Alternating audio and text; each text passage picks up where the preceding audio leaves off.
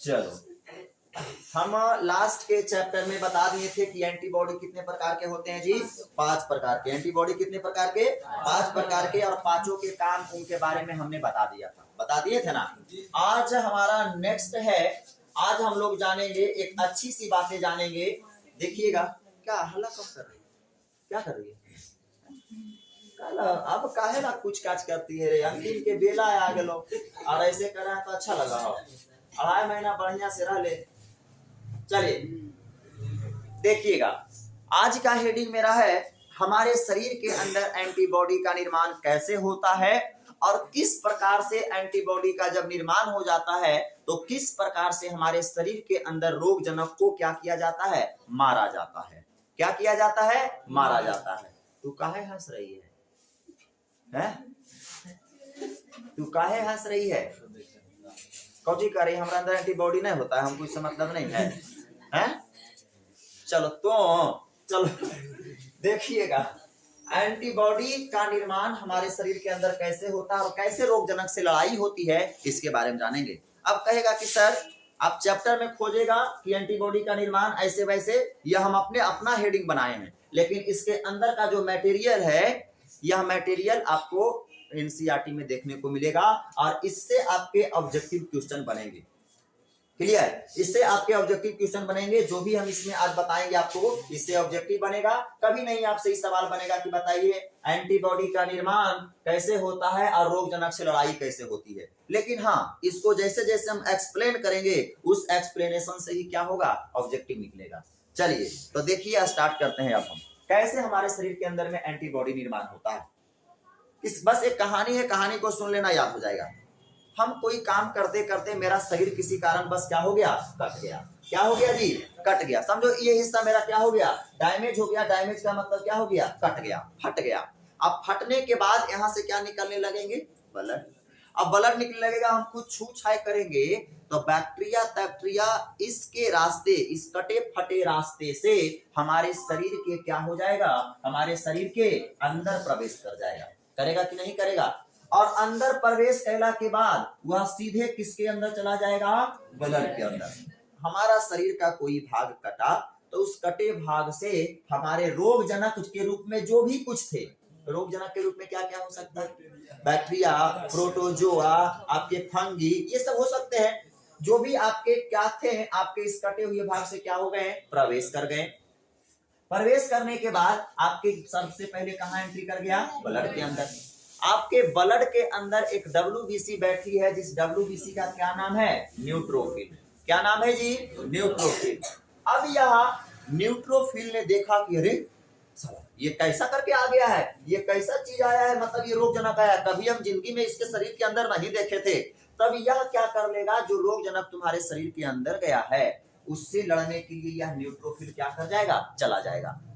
लेकिन हमको पता है कि बैक्टीरिया अपना प्रजनन बहुत तेजी मात्रा में करता है। 1 से 2, 2 से क्या कर देगा? 4।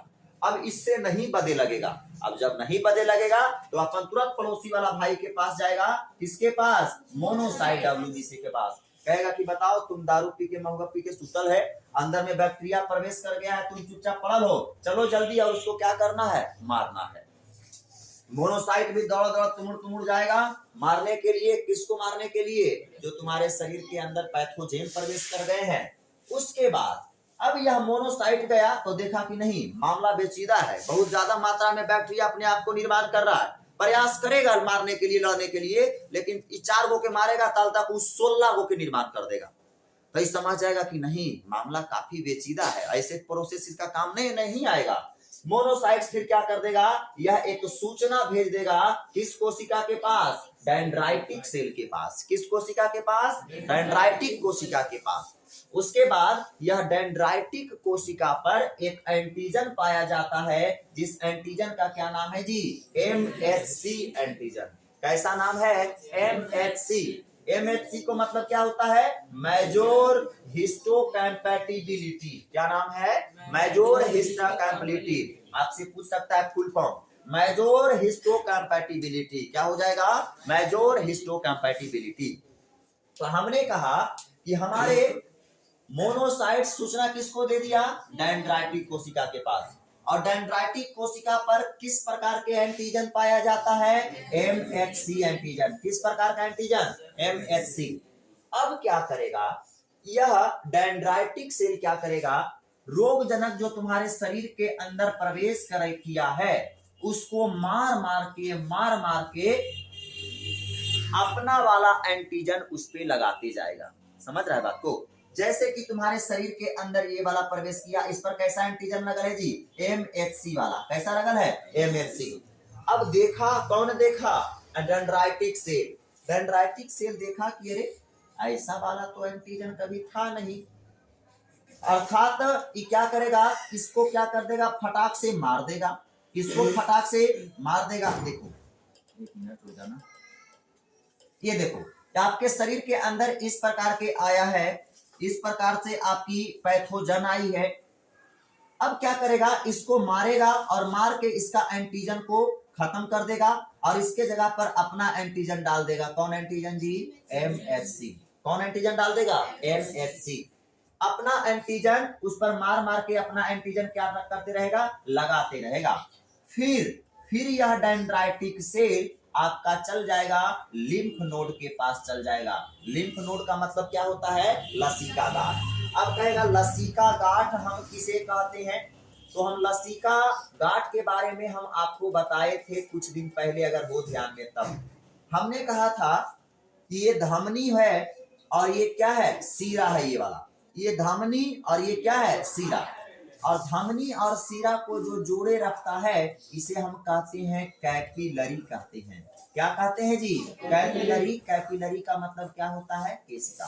धमनी और सीरा को जो जोड़ता है कौची कहलाता है? कैपिलरी। और यह कैपिलरी में ही लिम्फ नोड प्रेजेंट होते हैं। कैसे होगा? देखो, इस प्रकार से होते हैं, ऐसे होंगे, ऐसे होंगे, ऐसे होगा, इस प्रकार से होगा, ऐसे होगा। हाँ, एक मिनट। इधर रहेगा, यहाँ रहेगा, इस प्रकार से रहेगा, इस प्रकार से, इस प्रकार से, इस प्रकार से। और ये धमनी है और ये क्या है? सीरा। और ये बीच वाला क्या है? कैपिलरी।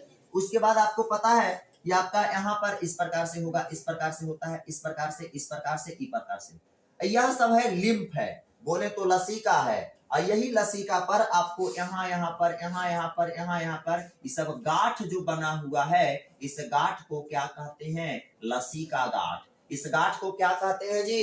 लसीका गांठ। इस गांठ को ही क्या कहा जाता है? लसीका गांठ। और इस लसीका गांठ में दो प्रकार की कोशिका पाई जाती है। पहला का क्या नाम है? बी लिम्फोसाइट्स और दूसरा का क्या नाम है? T lymphocytes. पहला का नाम बी लिम्फोसाइट्स और दूसरा का क्या नाम है? T lymphocytes.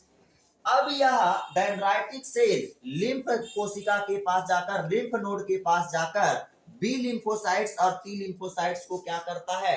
एक्टिव करता है, सक्रिय करता है। अब पहले इतना समझ लो, उसके बाद आगे बढ़ते हैं। सबसे पहले हमारा शरीर का कोई भाग कटा, हमारे शरीर के अंदर से क्या प्रवेश करने लग गया?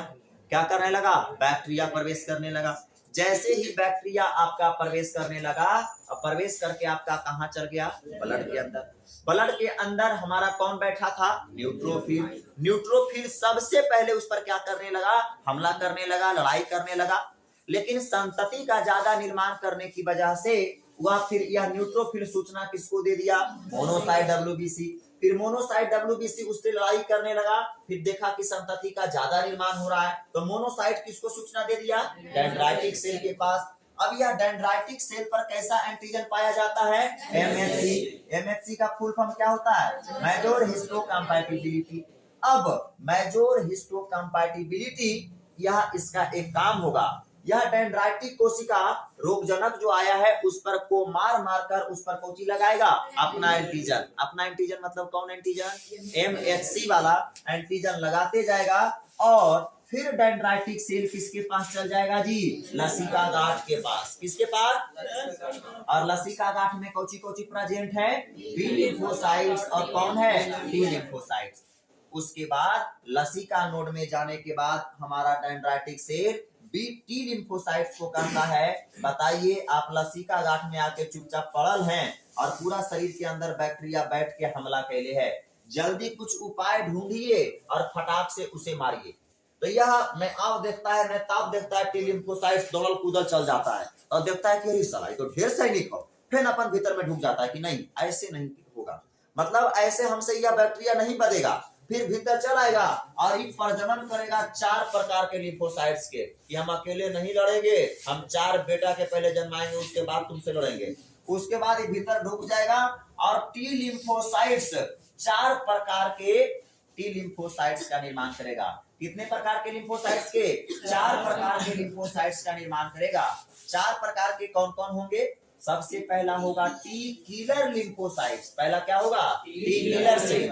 दूसरा कौन होगा? T helper cell, T helper cell. और चौथा तीसरा क्या होगा? T memory cell. अगला क्या होगा? T separator cell. बताइएगा टी लिम्फोसाइट्स कितनी कोशिकाएं का निर्माण करती है? 4। पहला क्या? टी किलर सेल, पहला टी किलर सेल, दूसरा टी हेल्पर सेल, तीसरा T memory cell, T suppressor cell. अब यह चारों कोशिका का सब अलग अलग काम है।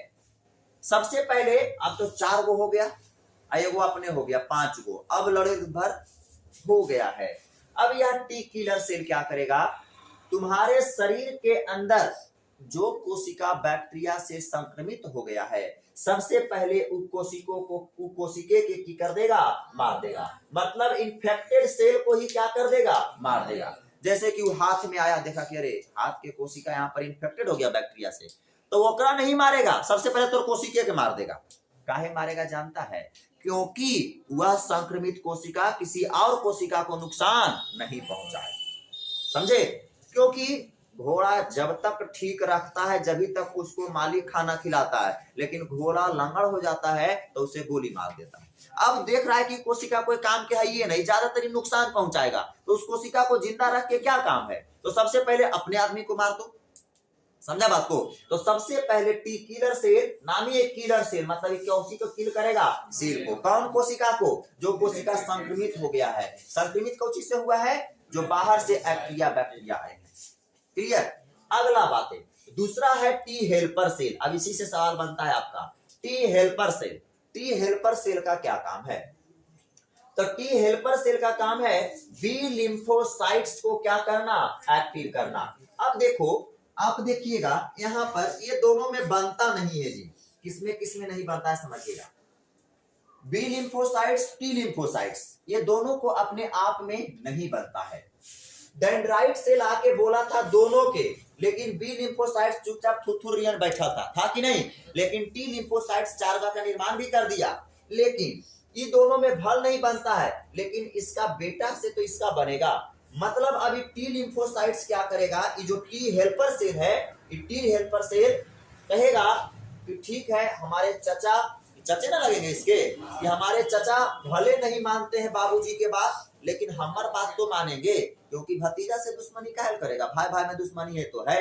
अब यह टी हेल्पर सेल जाएगा किसके पास? आपके बी लिम्फोसाइट्स के पास, और कहेगा दादा बैठले रहो, पूरा देखो तो संक्रमित हो रहा है पूरा शरीर, जल्दी से कुछ उपाय कीजिए। तो कहेगा अरे भतीजा तू तो इंतजार कर रही है, अब आइएगा ना तभी तुरंत हम सक्रिय हो जाते हैं। और क्या हो जाएगा? सक्रिय। और यह सक्रिय होगा तो इसका 2 प्रकार के कोशिका को सक्रिय करेगा साथ ही। कौन कौन कोशिका को? Memory cell. और कौन कोशिका को? Plasma cell. प्लाज्मा सेल और मेमोरी सेल को सक्रिय या फिर कह सकते हैं निर्माण कौन कोशिका करता है? B lymphocyte. कौन करेगा? B lymphocyte. फिर बी लिम्फोसाइट में जो यह प्लाज्मा सेल एक्टिव हुआ है, प्लाज्मा सेल निर्माण कर देता है एंटीबॉडी का। किसका निर्माण कर देगा? एंटीबॉडी का। और एंटीबॉडी क्या करेगा? जो तुम्हारे शरीर के अंदर रोग जनक जो आया है उसे क्या करेगा? कैच कर लेगा। कैच का मतलब पकड़ लेगा। पकड़ लेगा, कहेगा बेटा अब तो पकड़े वाला चीज आ गया, उसको पकड़ लेगा। और पकड़ने के बाद अब मोनोसाइट कहेगा कि अब कनेजे में, अब तो तोरा मारे में हमरा आसानी हो, तो एक आदमी पकड़ ले रहे दूसरा मारे तो फटफटा के मार देगा। अब एंटीबॉडी से पकड़ लिया है, अब मोनोसाइट और न्यूट्रोफिल उसको पैथोजन को क्या कर देगा? मार देगा। क्लियर? अब यह मेमोरी सेल क्या करेगा? तो यह मेमोरी सेल अब याद रखेगा कि इस प्रकार के बैक्टीरिया आया है, किस प्रकार के बैक्टीरिया के तुमको इन्फेक्शन किया, उस प्रकार के बैक्टीरिया को ये क्या करेगा? याद रखे रहेगा, ताकि भविष्य में कभी भी आए तो उसको फटाक से क्या कर सके? मार सके। अब यह एंटीबॉडी तुम्हारे शरीर के अंदर घूमते रहेगा, ऊपर नीचे जाते रहेगा। जैसी बैक्टीरिया कम मात्रा में आया तो मार देगा, लेकिन ज्यादा मात्रा में आया तो तुमको मार देगा। समझे बातों को? यहां तक इस प्रकार से हो गया। अब टी मेमोरी सेल का क्या काम है? तो टी मेमोरी सेल का काम है आपके शरीर के अंदर जो भी ब्लड आपके बैक्टीरिया आ रहे हैं उसको ये क्या करेगा, इसको भी यादें करेगा। इसका भी काम है यादें करना। उसके बाद टी सप्रेसर सेल जो होता है इसका भी काम, यह क्या करता है, यह अपने आप को सुरक्षा प्रदान करता है। यह अपने आप बैक्टीरिया आया ना तो यह अपने आप को सुरक्षा प्रदान करेगा। हम अपने बचेंगे, हमको अगल बगल से मतलब नहीं है। सबसे पहले अपना सुरक्षा होना चाहिए। ये कौन सोचता है? टी सप्रेसर सेल, जिसका निर्माण कौन कोशिका किया है जी? T lymphocyte. कौन किया है? T lymphocyte. उसके बाद हम फिर बताती है टी हेल्पर सेल किसको एक्टिव करता है? बी लिम्फोसाइट को। और बी लिम्फोसाइट किसको एक्टिव करेगा? प्लाज्मा सेल या फिर किसको? मेमोरी सेल को। प्लाज्मा सेल कौची के निर्माण करता है? एंटीबॉडी का। यह एंटीबॉडी रोग जनक को क्या कर लेगा?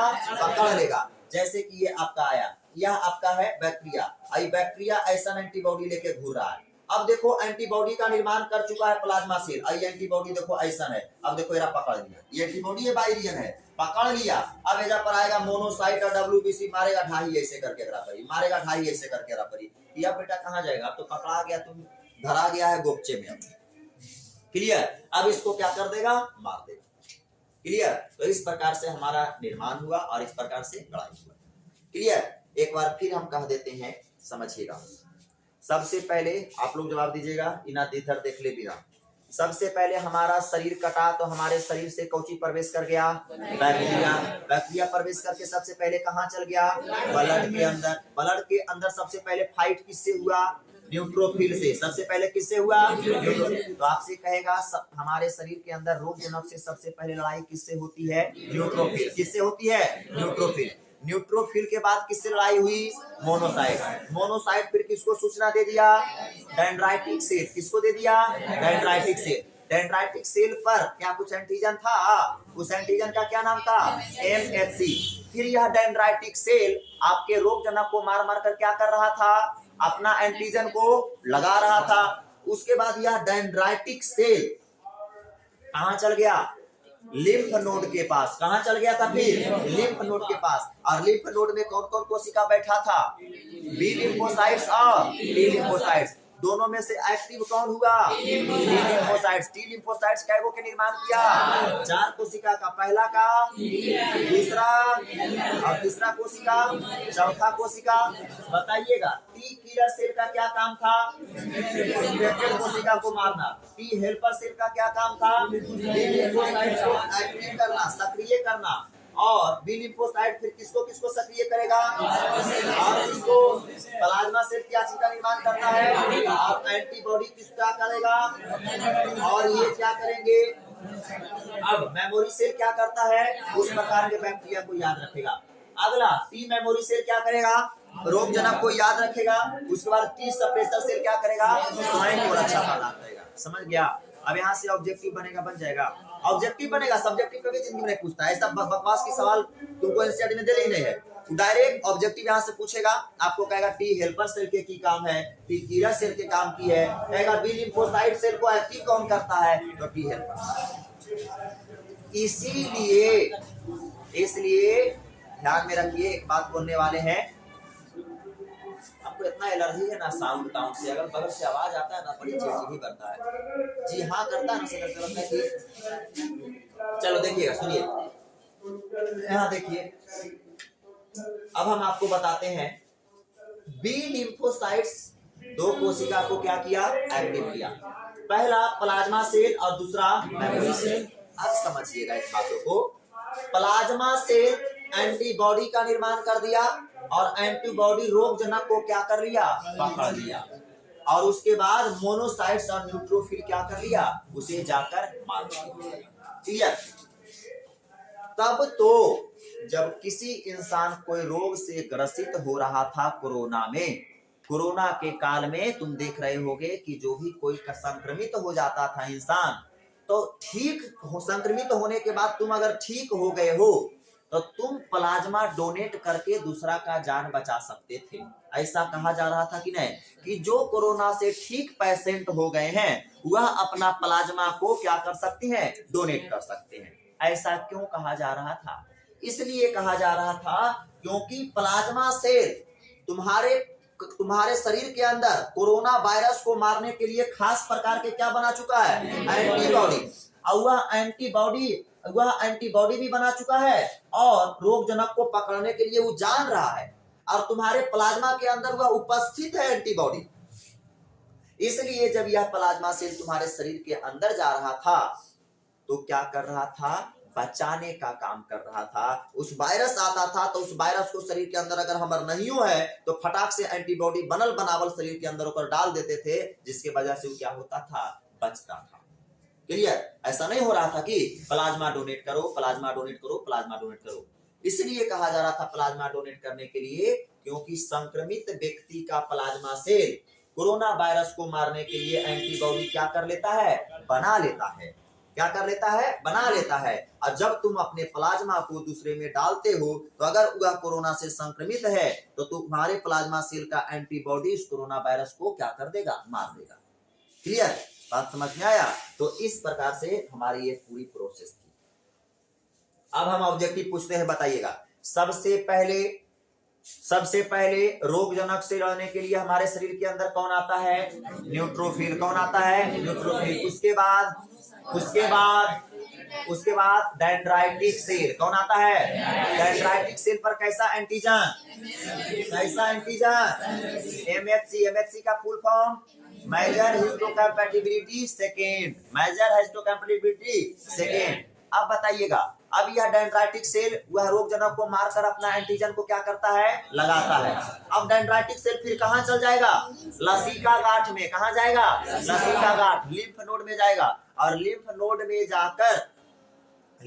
में जाकर वह किसको एक्टिव करेगा, टी लिम्फोसाइट्स को। लेकिन वहां पर मौजूद कैगो होता है, पहला कौची, दूसरा कौची, कौन एक्टिव होता है, टी लिम्फोसाइट एक्टिव होकर कैगो के कोशिका का निर्माण करता है।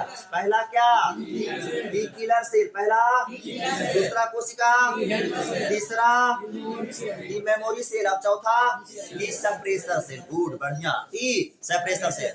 टी किलर सेल का क्या काम है, इन्फेक्टेड को मारना। दूसरा में हमारा टी हेल्पर सेल का क्या काम है, बी लिम्फोसाइट को एक्टिव करना। अब बी लिम्फोसाइट कौची को एक्टिव करेगा, प्लाज्मा सेल और मेमोरी सेल। अच्छा, एक्टिव बोले चाहे निर्माण बोले, निर्माण भी कभी कभी बोले तो कंफ्यूज नहीं होना, ठीक है। अब प्लाज्मा सेल क्या चीज का करेगा, एंटीबॉडी का। और एंटीबॉडी क्या करेगा, रोग जनक को पकड़ेगा। और रोग जनक को पकड़ेगा कौन, एंटीबॉडी। लेकिन मारेगा कौन, मोनोसाइट और न्यूट्रोफिल। अब मेमोरी सेल का क्या काम है, और टी सप्रेसर सेल क्या करेगा, और टी मेमोरी सेल इसका वाला क्या करेगा। क्या, यह कहानी था, इसे याद करना नहीं है। अब इसको तुम याद करोगे तो पगला में गिनती, पगला के अंदर गिनती में आओगे। समझे बातों को? हमारा बोले में ना बड़ा दिक्कत हो रहा है, बोल रही हो ना तो बती हमारा फंस रहा लोहा, काहे कि यहाँ से हमारा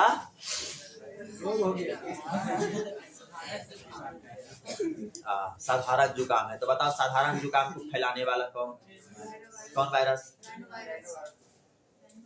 हो गए हैं? चलो, खाली बगल वाला भैया के बिया है, कहिया और पते नहीं तो कैसे भोज खेले। चलो, क्या है, हाँ जी, आज सचमुच है ना कुछ हो। चलो, आई उस पता जो सबसे सरकारी स्कूल 5 रुपया लाए ना, हम चूस मत बोलिए। क्या दे रहा है, दो ले लो, आई 5 रुपये सबसे निकालो सब। अच्छा, तो हम देते हैं एक चीज को हम ज्यादा पढ़ा देंगे, ठीक है।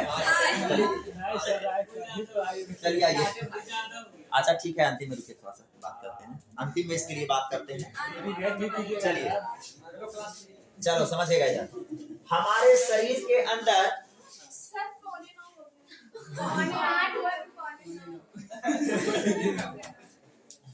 तो तुमको उससे दिक्कत है, चुनचुनी बढ़ रहा है तेरा तो नहीं बढ़ रहा है चुनचुनी, तो तू काहे उसे कर रही है? पिछिया रगड़ रही है, भैंसिया रही है, ये सब तो हमारी भैंस करती है। हमारा भैंसिया क्यों लग जाएगा ना, मट्टी तट्टी बैठ जाएगा ना, तो भैंसिया ऐसे करके आखा कस के देवला पड़ी। अड़े हुई है, अड़ी हुई तो नहीं है। देखो तुम उसे करे, दोनों लड़का को दिक्कत हो रहा है, अब दोनों अच्छा लग रहा है, बोले नहीं जाओ तोरा होवे करता है। इस सब है, ये है इस सब के ना उधर पर बदबू भी अगर लगेगा ना तो उस बदबू को सहन कर लेगा, लेकिन पैसे का समझ रहा है, मतलब इस सब का माहौल ही ऐसा है। चलो इधर आओ, शांत रहो। वातावरणीय प्रतिरक्षा हमारे शरीर के अंदर दो प्रकार से आते हैं। कितने प्रकार से आते हैं? दो प्रकार से आते हैं। वातावरणीय प्रतिरक्षा जो एक्वायर्ड इम्यूनिटी होती है हमारे शरीर के अंदर कितने प्रकार से आते हैं? दो प्रकार से आते हैं। एकदम पूरा पहला हमारा कहलाता है ह्यूमोरल इम्यूनिटी। क्या कहलाएगा? Humoral immunity. और दूसरा क्या कहलाता है? Cell mediated immunity. Humoral immunity का निर्माण कौन करता है जी? B lymphocyte. कौन करता है? B lymphocyte. लेकिन सेल मेडिएटेड को निर्माण कौन करेगा? T lymphocyte. कौन करेगा? T lymphocyte. ध्यान में रखना, हमारे शरीर के अंदर एक्वायर्ड इम्यूनिटी कितने तरीके से आएंगे? पहला कौची? Humoral immunity. पहला क्या कहलाएगा? पहला जो तरीका रहेगा वो ह्यूमोरल इम्यूनिटी, बोले तो तरल प्रतिरक्षा। और दूसरा सेल मेडिएटेड, बोले तो कोशिका माध्यिक प्रतिरक्षा। कोशिका माध्यिक प्रतिरक्षा का निर्माण कौन करेगा? जबकि ह्यूमोरल इम्यूनिटी को कौन करेगा? एक चीज ध्यान में रखिएगा, जब हमारे शरीर के अंदर जब कोई लड़का या लड़की HIV से संक्रमित हो जाती है, एड्स से संक्रमित हो जाती है, तो यह टी हेल्पर सेल जो है ना, यही टी हेल्पर सेल क्या हो जाता है? पूरा खत्म हो जाता है, कम जाता है। अब सोचो, अब जब टी हेल्पर सेल कम गया तो बताओ बी लिम्फोसाइट एक्टिव होगा क्या? प्लाज्मा सेल बनेगा क्या? एंटीबॉडी बनेगा? इसलिए इसका इलाज फिर आपका प्रॉब्लम हो जाता है, इलाज होता ही नहीं है। क्लियर? ध्यान में रखना, हमारी लिम्फोसाइट्स तो कम होती है, लेकिन कहेगा HIV में कौन लिम्फोसाइट्स, कौन किसकी वजह से कौची कम होगा? कौन कोशिका? तो टी हेल्पर सेल। कौन होता है? T helper cell. चलो अगला बातें समझिएगा, नेक्स्ट बातें समझिए। एक्वायर्ड इम्यूनिटी दो प्रकार के होते हैं। एक्वायर्ड इम्यूनिटी कितने प्रकार के? दो प्रकार के। पहला क्या होता है? Active immunity. और दूसरा पैसिव इम्यूनिटी। इसके पहले हमने कहा कि वातावरणीय प्रतिरक्षा दो प्रकार से हमारे अंदर आते हैं, हमने बोला, लेकिन अभी बोल रहे हैं वातावरणीय प्रतिरक्षा दो प्रकार के होते हैं। पहला एक्टिव इम्यूनिटी, क्या कहलाएगा? Active immunity. और दूसरा क्या कहलाएगा? Passive immunity. यह सब 2 नंबर में पूछता है। पैसिव इम्यूनिटी क्या कहलाएगा? Passive immunity. एक्टिव बोले तो सक्रिय प्रतिरक्षा किसे कहेंगे? वैसा प्रतिरक्षा, दैट इम्यूनिटी, वैसा प्रतिरक्षा जिसका निर्माण हमारे शरीर के अंदर ही इम्यून सिस्टम के द्वारा होता है, प्रतिरक्षा तंत्र के द्वारा होता है, उसे हम क्या कहते हैं? सक्रिय प्रतिरक्षा। अभी हमारे शरीर के अंदर बहुत प्रकार के बैक्टीरिया जा रहे हैं, तो हमारा प्रतिरक्षा तंत्र उस बैक्टीरिया को मारने के लिए वह क्या कर रहा है? एंटीबॉडी जो निर्माण कर रहा है, यह किसके अंतर्गत आएगा? सक्रिय प्रतिरक्षा। लेकिन वैसा प्रतिरक्षा जिसका निर्माण हमारे शरीर के अंदर नहीं होता है और हम बाहर से एंटीबॉडी के रूप में लेते हैं, तो बाहर से एंटीबॉडी के रूप में कैसे कैसे ले सकते हैं? दवाई के रूप में लेंगे, जैसे कि बुखार पड़ गया तो हमारा एंटीबॉडी नहीं बना रहा है, उस प्रकार का इम्यून सिस्टम एंटीबॉडी नहीं बना रहा है, तो हम बाहर से लेते हैं दवाई के रूप में। उस दवाई में क्या होता है? एंटीबॉडी। तो जो बाहर से तुम लेके ठीक कर रहे हो वह क्या कहलाता है? असक्रिय प्रतिरक्षा। वैसा प्रतिरक्षा जिसका निर्माण हमारे शरीर के अंदर प्रतिरक्षा तंत्र के द्वारा होगा वो क्या कहलाएगा? Active immunity. जबकि वैसा प्रतिरक्षा जिसका निर्माण हमारे शरीर के अंदर नहीं हुआ है, हमारे शरीर के अंदर नहीं हुआ है और बाहर से हम क्या कर रहे हैं? एंटीबॉडी को ले रहे हैं, वह क्या कहलाएगा? असक्रिय प्रतिरक्षा। सक्रिय प्रतिरक्षा या स्लोली बोले तो धीमी प्रक्रिया है, नहीं है। देखो, अगर हम लोग को सर्दी हो जाता है अभी, अभी जो मौसम चेंज हो रहा है, ये सर्दी अगर होगा ना तो तुम अपने आप को छोड़ देना, दवाई उवाई नहीं लेना। 3 से 4 दिन में यह सर्दी पातर से गाढ़ा हो जाएगा, अपने आप ये ठीक हो जाएगा 3 से 4 दिन में, क्योंकि यह क्या है, स्लोली प्रक्रिया होगी। लेकिन ये प्रक्रिया जो होता है असक्रिय प्रतिरक्षा क्या होता है, फास्ट होता है। अब सर्दी हो गया, तुम फटाक से दवाई खा लो, भोरे खाया सांझ में ठीक, मतलब यह प्रक्रिया क्या होता है, फास्ट नहीं होता है, ये फास्ट होता है, जबकि ये क्या होता है, धीरे धीरे। हमारा एक्टिव इम्यूनिटी धीरे धीरे काम करती है, जबकि पैसिव इम्यूनिटी क्या करती है, तेजी से काम करती है। अगला बातें ध्यान में रखिएगा, एक्टिव इम्यूनिटी हानि रहित होती है, मतलब एक्टिव इम्यूनिटी से हमें किसी प्रकार की हानि नहीं होती। क्या हमारे शरीर के अंदर जो प्रतिरक्षा तंत्र एंटीबॉडी बना रहे हैं उससे हमको कोई हानि होगा, कहियो जिंदगी में नहीं होगा। लेकिन हमारा यह असक्रिय प्रतिरक्षा जो है इससे हमें हानि होगी, क्योंकि इसे हम बाहरी वातावरण से लेते हैं, और बाहरी वातावरण से अगर तुम किसी भी एंटीबॉडी के रूप में लेते हो तो वह आपके लिए क्या करता है, हानि करता है। नहीं सुनता है दवाई इन्फेक्शन कर गया तो ही कर गया, और दवाई तो अच्छा हो ही नहीं सकता है। तो सक्रिय प्रतिरक्षा जो होते हैं हानि रहित होते हैं, हानि इससे कुछ भी हानि नहीं होता है, जबकि यह सक्रिय प्रतिरक्षा से हानि होने की क्या होती है, संभावना होती है। क्लियर? तो यह आपकी थी आज की बातें थी। क्लियर? अब छोटा सा हम जरा रिवीजन कर लेते हैं इस पॉइंट को। चलिए चलो ऐसे रहने देते हैं। चलो ध्यान दीजिएगा, सबसे पहले एंटीबॉडी का निर्माण और पैथोजन से लड़ाई। तो हमारे शरीर के अंदर जब कट जाता है तो बैक्टीरिया प्रवेश करके कहाँ चल जाएगा, ब्लड के अंदर। कहाँ चल जाएगा, ब्लड के अंदर। ब्लड के अंदर सबसे पहले फाइट किससे होगी, उसके बाद किससे, डेंड्राइटिक। डेंड्राइटिक सेल पर कैसा एंटीजन पाया जाएगा, और यह एंटीजन किस पर लगाया जाएगा, बैक्टीरिया पर। किस पर लगाया जाएगा, बैक्टीरिया पर। उसके बाद डेंड्राइटिक सेल कहाँ चल जाएगी, लिम्फ नोड के पास। कहाँ चल जाएगी, और लिम्फ नोड में कई कोशिका बैठल है, पहला कोशिका, दूसरा कोशिका। आप बताइए दोनों कोशिका में एक्टिव कौन हो जाएगा, लिम्फोसाइट कितना कोशिका का निर्माण करेगा, पहला क्या, दूसरा क्या, तीसरा क्या, चौथा क्या।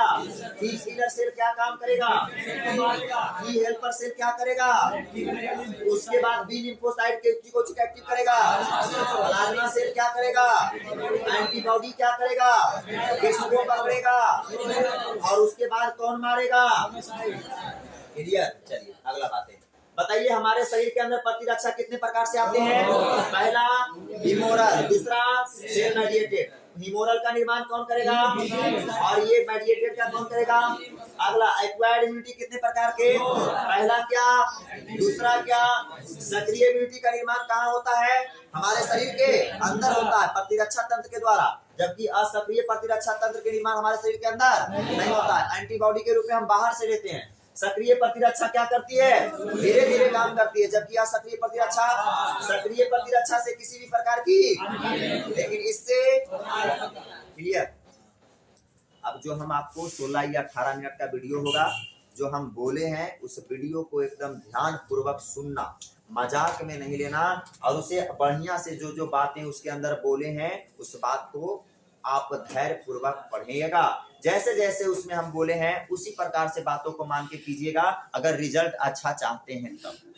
क्लियर? और उसके बाद हम इधर आपको ऑब्जेक्टिव करे ले जाएंगे। आज से आप स्टार्ट कर लो, इधर किताब उधर किताब नहीं पढ़ना है। आज से पहला चैप्टर जो पढ़ाए हैं, पहला चैप्टर का थ्योरी आप बढ़िया से पढ़ लो, उसके बाद ऑब्जेक्टिव बनाओ, फिर यहाँ ऑब्जेक्टिव हम कराएंगे, उस ऑब्जेक्टिव को बनाना। क्लियर? ज्यादा किसी टीचर का क्वेश्चन बैंक और लर्न फन पर भरोसा नहीं करो। अगर उस पर भरोसा रह जाओगे तो तुम्हारा थ्योरी चौपट हो जाएगा, और अगर उस टीचर से हट के अगर सवाल पूछ देगा ना तो तुम गड़बड़ा जाओगे। क्लियर? तो जो बातें बोले हैं पहले वो वीडियो को तुम देख लेना, और उस वीडियो के अंतर्गत जैसी बातें बोली गई है उसी के क्या करना, उसी प्रकार से तैयारी करना। ठीक है? तो आज का क्लास में इतना है।